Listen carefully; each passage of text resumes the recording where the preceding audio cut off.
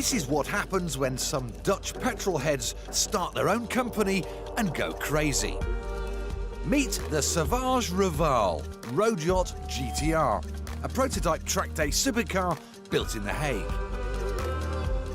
Judging by the company's power and performance claims, it's a machine we should take seriously.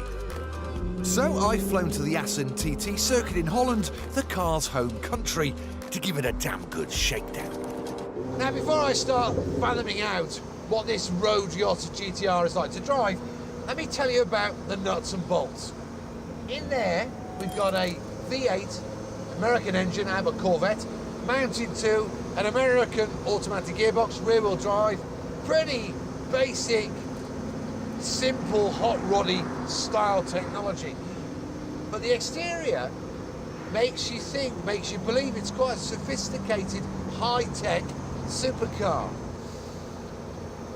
I'm not sure what it's going to be like, so I suppose there's only one way to find out, and that's, let's kick it in the spare ribs.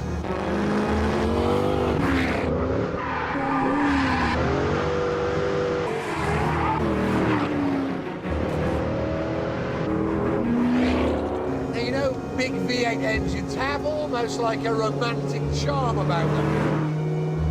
But I've really never subscribed to that. They're a bit old hat. They're lazy engines. They're not like a modern V8 from Mercedes or Audi or Porsche. They're slow revving. I wouldn't say it's massively torquey. I actually don't even like the noise. But you know the reason why they've put this engine in this car? It's because it's as cheap as chips. $6,000 will buy you one of those engines. I guarantee if you ask them if money was no object, what engine they would put in, it wouldn't be that. And it certainly wouldn't be this nasty American gearbox.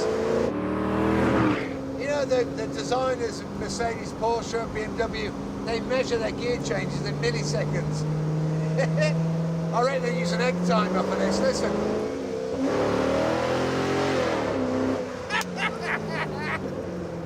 Oh, man! So, not a good start. But things are looking up. Sauvage Rivale have just finished building a road-going version of the road yacht GTR, called the GTS. It's not ready to be driven, but it does show just how radical the finished car will look. 4 doors, 4 seats, convertible, supercar. I think that's a first. I've never seen anything like it. Some really nice bits about it. I think overall, it's a really pretty, elegant-looking car. But there are some things I'm a bit concerned about. I'll come around this side, kind of get my way in through these doors. A bottle of champagne, a bit tacky. I'd rather have a heater than a bottle of champagne. But the big concern, a bit like that GTR, is can they execute it? Can they engineer it? Can they build it? My head says no, they can't. But I want to be proved wrong. Both cars use the same suspension setup, mostly developed by Sauvage Rivale themselves. The company's success hinges on the GTR's ability to handle like a supercar. So anyway, let's see what the chassis is like.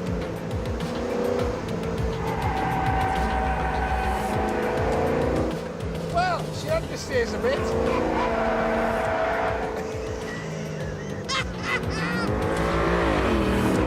The GTR weighs 1,250 kilograms, which the team are hoping to reduce by 200 kilograms when the car goes into production. That would make it half a ton lighter than a Ferrari 458.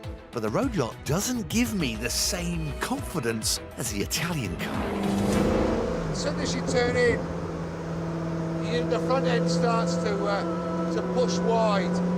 And also the steering doesn't give you a lot of feedback. Well, I wouldn't say it's a yacht. I would say it's a barge. It's bloody horrible. Unfortunately, the road yacht's problems don't end there. It locks up an inside front wheel really easy. There's There's no ABS. But even still,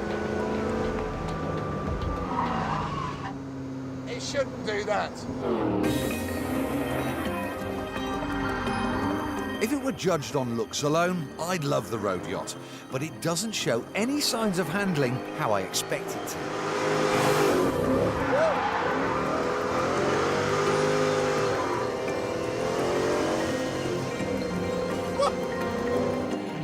Here's the strange thing.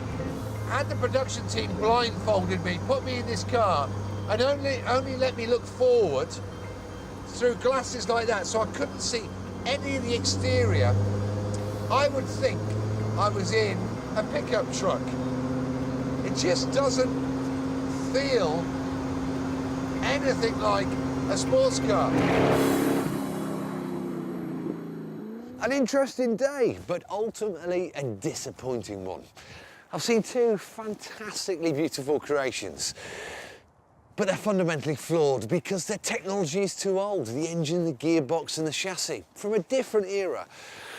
And whilst I admire their ambition and their enthusiasm, you can't play the supercar game unless you've got teams of engineers and an endless supply of funding. When this Ferrari F40 was born, I was busy racing the magnificent Porsche 962 Group C cars with 800 horsepower. She moves around a bit, doesn't she, on the brakes a bit as well? Braking on Merc is not nice. It's moving around a lot, and I have to correct it all the time during the braking because it's moving a lot.